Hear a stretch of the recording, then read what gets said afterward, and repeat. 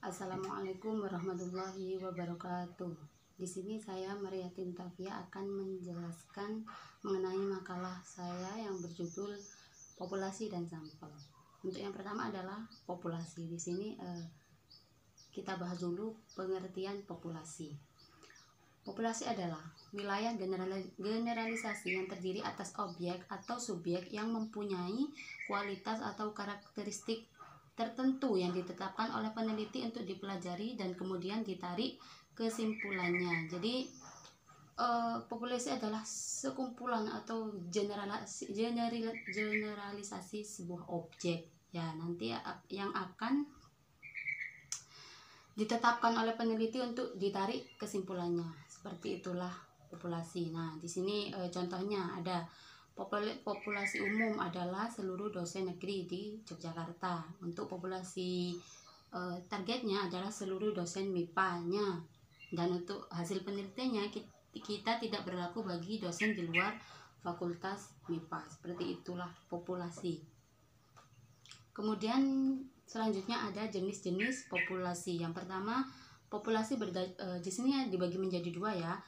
Yang pertama ada populasi berdasarkan atas jumlah. Nah, di sini yang pertama ini juga dibedakan menjadi dua lagi. Yang pertama, populasi terbatas, yaitu objek penelitian dapat dihitung seperti luas sawah, luas ternak, jumlah murid. Nah, jadi objeknya itu bisa kita hitung, ada angkanya. Luas sawah, jumlah murid, seperti itu, jumlah mahasiswa.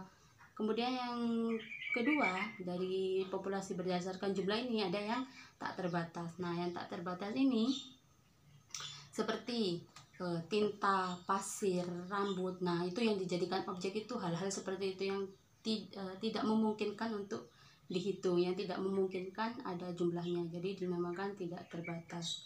Yang kedua, di sini ada populasi berdasarkan atas turunan dari populasi terbatas, tetapi ruang lingkupnya lebih dipersempit. Jadi aslinya turunan dari populasi yang terbatas tadi, tapi ruang lingkupnya dipersempit lagi. Yang pertama ada populasi teoritis. Populasi yang diturunkan dari populasi terbatas memungkinkan hasil penelitian berlaku untuk lingkungan populasi yang lebih luas. Itu yang pertama, populasi teoritis. Dan yang kedua ada populasi tersedia, yaitu populasi yang diturunkan dari populasi teoritis yang akan dilakukan penelitian dengan mempertimbangkan jumlah dana. Jadi dananya itu dipertimbangkan dulu, itu populasi tersedia.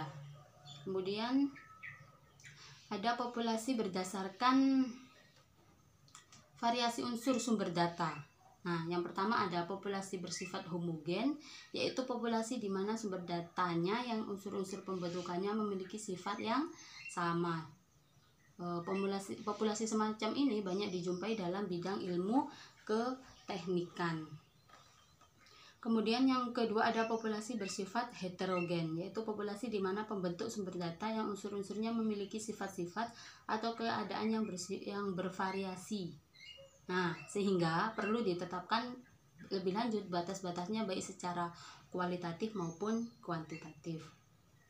Selanjutnya ada pengertian sampel.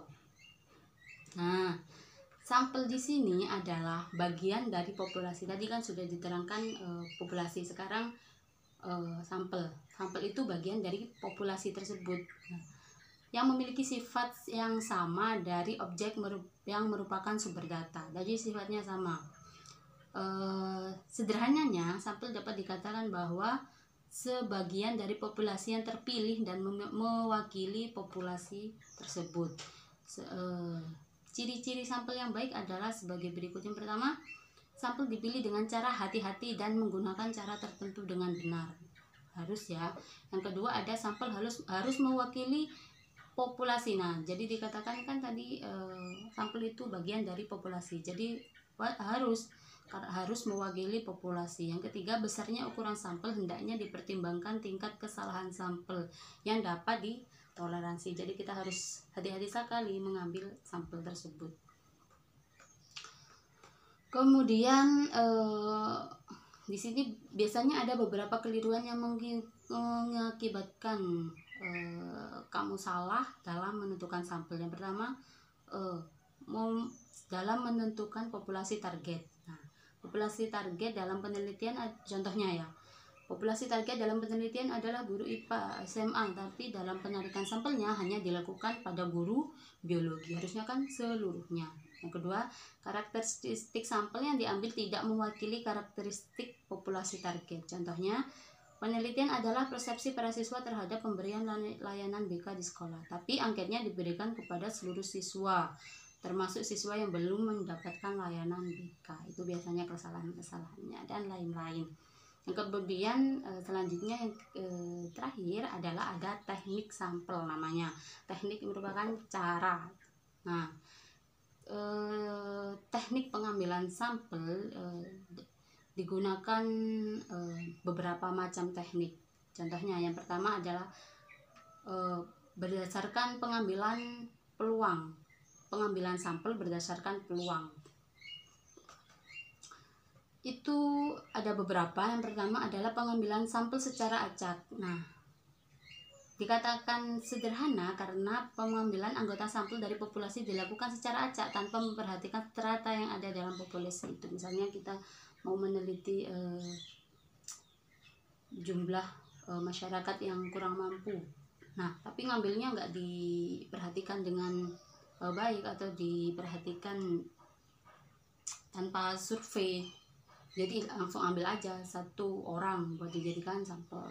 Nah, seperti itu. Yang kedua ada proportionate stratified random sampling. Ya, ini digunakan bila populasi mempunyai anggota atau unsur yang tidak homogen dan berstrata secara proporsional. Itu yang kedua. Yang ketiga ada teknik disproportionate stratified random sampling, yaitu teknik yang digunakan untuk menentukan jumlah sampel bila populasi berstrata tapi kurang proporsional. Yang keempat ada area sampling, ya.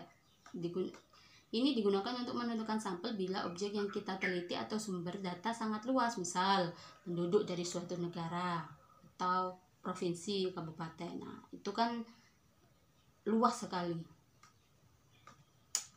Seperti itu. Sekarang yang kedua ada pengambilan sampel tidak berdasarkan peluang. Tadi yang pertama kan berdasarkan peluang, ada 4 tadi. Yang sekarang adalah tidak berdasarkan peluang. Yang pertama adalah teknik sistematis. Nah, kalau dengar kata sistematis pasti urut ya. Yang pertama dari teknik sistematis ini adalah urutan anggota populasi yang telah diberi nomor urut. Jadi misalnya mau meneliti siswa gitu ya, dikasih nomor orangnya, dikasih nomor 1, 2, 3, 4 seperti itu.